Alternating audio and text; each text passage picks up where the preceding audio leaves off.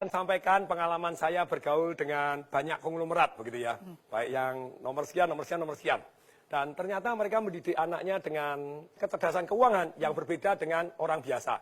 Sekarang akan saya share kecerdasan keuangan dalam waktu 5 menit. Kita sekolah, setelah lulus sekolah disuruh apa?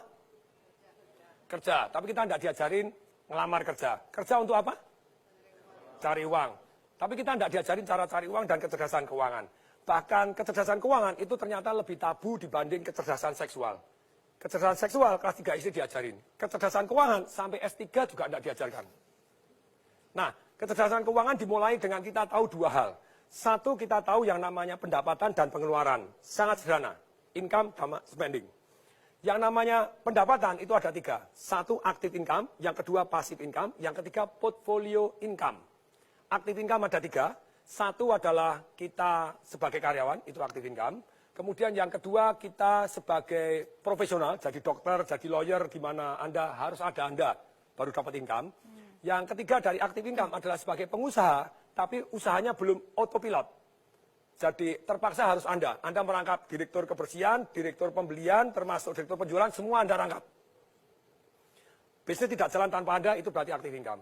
Nah yang kedua adalah passive income, tidur pun dapat uang. Ruko yang disewakan, properti yang disewakan, tanah dibagi hasil, sarang walet, yes, terus kemudian punya franchise yang luar biasa yang jalan tanpa kita, punya multi level yang jalan tanpa kita, agen asuransi yang agen-agennya sudah jalan tanpa kita, dan tentu saja passive income ini sangat penting. Tapi sayang sekali banyak orang tidak punya goal, punya passive income. Akibatnya seumur hidup kerja tidak punya passive income, begitu dia tidak bekerja, hidupnya susah. Yang ketiga adalah portfolio income. Apa itu?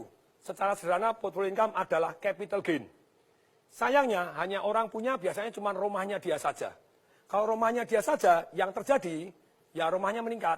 Dulu saya beli rumah misalnya 2,4 M, sekarang 25 M. Berarti ada 22,6 M, itu invisible income. Tidur tambah kaya.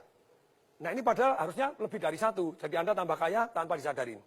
Pengeluaran secara umum ada yang namanya produktif dan ada yang namanya konsumtif. Kalau yang namanya produktif, itu tentu saja yang untuk investasi tadi, untuk passive income dan untuk portfolio income. Yang produktif, ada juga yang konsumtif. Ada juga yang kesannya konsumtif, sebetulnya produktif. 3 pengeluaran yang kesannya konsumtif tapi produktif. 1, yaitu pengeluaran untuk belajar. Yang kedua, pengeluaran untuk bergaul dengan orang-orang kaya untuk belajar. Bukan dunia jeleknya, Anda pelajarin dunia positifnya. Yang ketiga, pengeluaran untuk amal. Kelihatannya konsumtif, tapi sebetulnya membawa berkat luar biasa untuk kita. Nah, pengeluaran ini juga, ini namanya ada 3 jenis nih. Kalau yang di luar 2 tadi, produktif, konsumtif. Sekarang pengeluaran ada 3. 1 yang namanya langsung habis. Apa itu yang termasuk langsung habis? Saya ngajar anak-anak umur 12 sampai 21 tahun, sekian ratus anak datang, saya tanya, kalau kamu tak kasih duit 50 juta, beli apa? Ada yang nulis, sepatu 24 juta. Saya bilang, sepatu apa 24 juta? Dia nyebutkan merek tertentu, Pak Tong ketinggalan. Keren Pak Tong, itu pengeluaran langsung hilang. 3 tahun kemudian dijual sepatunya laku nggak? Langsung habis. Anda makan, Anda beli baju, beli apa itu ini langsung hilang, pengeluaran langsung hilang. Jadi konsumtif langsung hilang. Yang kedua, passive spending. Apa itu passive spending? Anda langganan macam-macam gitu ya, yang tidak Anda pakai, termasuk karyawan tidak produktif, kemudian Anda beli mobil yang sebetulnya tidak harus, setiap bulan harus keluar, bensin keluar. Ini semuanya passive spending. Tidur pun tetap harus Anda keluar. Ini berat, saya sangat menghindari ini.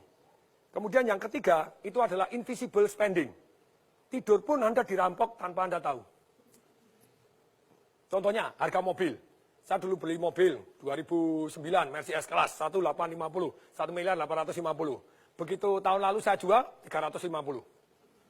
Hilang 1,5 M. Untungnya saya belinya pakai passive income, jadi aman. Jadi gini, pelajarannya adalah begini. Selama Anda belum punya income, saya bilang, seperti anak-anak kecil tadi, negara ini bangkrut, rakyat-rakyatnya miskin. Kenapa? Karena belum punya income, sudah pinter boros-boros. Yang kedua, banyak orang miskin tetap miskin karena baru aktif income, sudah kebanyakan gaya. Menurut hukum fisika, hukum alam ciptaan Tuhan, gaya sebanding lurus dengan tekanan. Kalau hidup Anda kebanyakan tekanan, berarti kebanyakan gaya.